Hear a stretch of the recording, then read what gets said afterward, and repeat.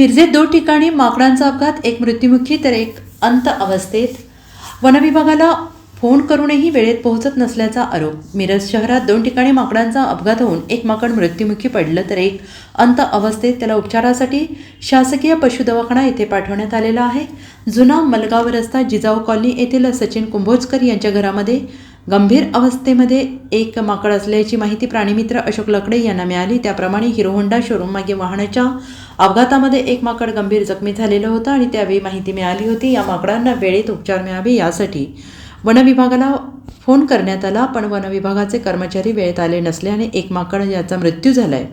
तर जिजाऊ कॉलनी येथील शॉक लागून गंभीर जखमी झालेल्या माकडाला उपचारासाठी पाठवण्यात आलं. अधिकारी वेळेत पोहोचत नसल्याने जखमी वनपशूंची मृत्यूसंख्या वाढत आहे.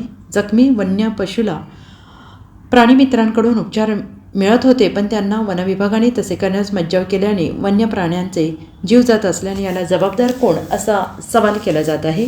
वनविभाग अधिकाऱ्यांवर कारवाई करण्याची मागणी प्राणीमित्र लकडे यांनी केली आहे. लकडे ॲनिमल प्रोटेक्शन अँड शेल्टर. आज 3 वाजता सचिन कुंभोजकर यांनी फोन केले ते मला माकड जखमी म्हणून. मी फॉरेस्टला फोन करायला फोन कोण उचलले नाहीत. शेवटी माझे मित्र आहेत वाईल्ड गार्डन अजित पाटील, त्यांनी फोन उचलला आणि ती व्यवस्था लावली त्यांना पाठवतो म्हणून सांगून.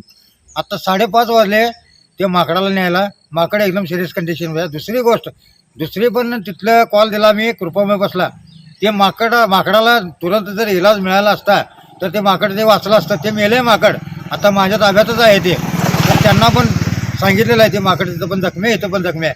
पण फॉरेस्टचा एकही कामगार एकही नोकर फोन उचलत नाही.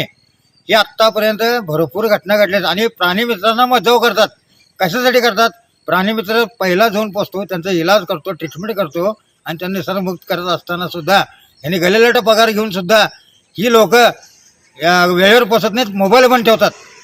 ह्याला केलं पाहिजे अशी माझी मागणी आहे जिल्हाधिकाऱ्याकडे. इथे जिजाऊ कॉलनी सुभाषनगर कलावती माता मंदिर समोर हे 3 वाजता मला कॉल केले. ते आज 5:30 वाजता हे फॉरेस्टवाले आलेत आणि ते पण कोण जुजबी एक ड्रायव्हर आणि ते कॅशर नाही की आम्ही वाटलेल्या गाडीत. आता त्याचा ट्रीटमेंट होईल की नाही मला माहीत नाही, ते जगल की नाही माहीत नाही. पण दुसरं एक कॉल आहे कृपामेजवळ हिरो होंडा शोरूमच्या पाठीमागं गाडीला धडकलेलं, ते पण कॉल दिला, पण त्याला पण कोण आणले त्याचा अंत झाला आहे आणि मी माझ्या ताब्यात आहे. असे जर निसर्गातले जर प्राणी संपले तर निसर्गाचं समतोल सगळं बिघडेल. यामुळे आम्ही काय म्हणतो, फॉरेस्टवाल्यांना एक रेस्क्यू सेंटरची गाडी असताना सुद्धा ती दाखल होत नाहीत. 4-4 तास फोन उचलतच नाहीत म्हणा, फोन उचलत नाहीत आणि त्वरित त्यांच्यावर जिल्हाधिकारी यांनी कारवाई करावी ही माझी मागणी आहे. Bureau report SBN Marathi, Miraj.